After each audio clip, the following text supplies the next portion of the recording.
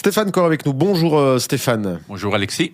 Dernièrement, la commune de Rolle dans le canton de Vaud a subi une cyberattaque. Plusieurs problématiques suite à cette affaire qu'on va essayer d'expliquer avec vous. Déjà, rappelons ce que c'est une cyberattaque, en quoi elle consistait, celle qui a touché la commune de Rolle. Cette commune a été victime d'une cyberattaque par logiciel de rançon, c'est-à-dire que soit par une démarche liée à une intrusion informatique ou par l'exploitation d'une faille humaine, des cybercriminels ont réussi à injecter un logiciel malicieux au sein de l'administration de cette commune, donc informatique, et qui a bloqué tout le système et aussi en même temps volé une partie des données. Alors, on voit les problèmes que ça peut provoquer. On avait l'habitude, quand on parlait cyberattaque, que ça concernait des grands groupes industriels, des États, mais ça peut aussi concerner des communes. Comment faire pour s'en protéger ? Oui, alors ça concerne des communes, des écoles, des hôpitaux aussi, ou des cliniques.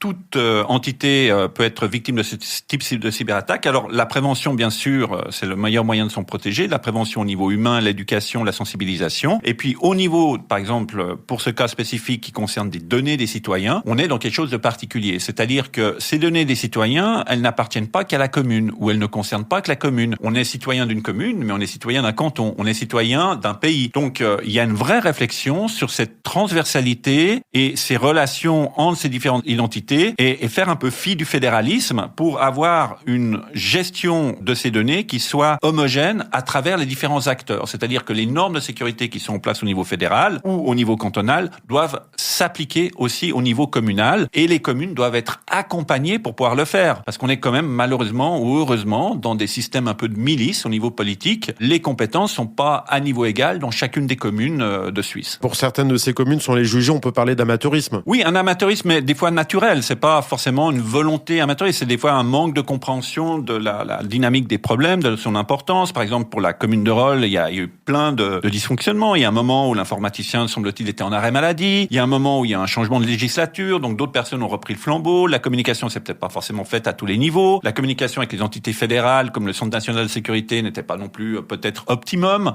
Toute une chaîne de problèmes qu'il faut aujourd'hui traiter, prendre en compte. Il faut se servir de ce cas comme un cas d'exemple pour pouvoir intervenir. Puis c'est un mauvais point pour le futur projet d'identité numérique si nos données peuvent comme ça être capturées en 2-3 clics par des cybercriminels. Tout à fait. Alors déjà, ça ne donne pas tellement de confiance dans cette idée qu'on transforme numériquement ces fonctions régaliennes et en plus qu'on les confie à des entités privées. Mais aussi, ça montre le laxisme ou les conséquences du laxisme qu'on a eu au niveau du cadre légal qui entoure la protection de ces données. En Suisse, on a une nouvelle loi sur la protection des données qui va venir fin 2022, mais même celle-ci ne va pas totalement gérer ce type de problème. Alors que le cadre européen est beaucoup plus précis là-dessus, avec une obligation de protection des données par chiffrement, pseudo-anonymisation et autres. Donc là aussi, il faut qu'il y ait une prise de conscience pour qu'on amène une obligation de protection de ces données à différents niveaux et que ce soit au niveau communal, cantonal ou fédéral. Et puis fin 2002, pour le temps numérique, c'est très très long. Alors c'est très long et de plus, ça ne sera pas encore suffisamment adéquat pour le niveau de protection qui est requis par rapport à un État, un gouvernant, où on veut une gouvernance numérique et on veut une citoyenneté numérique qui soit l'équivalent de notre citoyenneté dans le monde physique. On poursuivra avec cette affaire de la commune de Rolle. Avec vous, Stéphane, elle sert d'exemple, cette commune. On ne va pas la juger. En tout cas, on vous retrouve la semaine prochaine. Merci. Merci.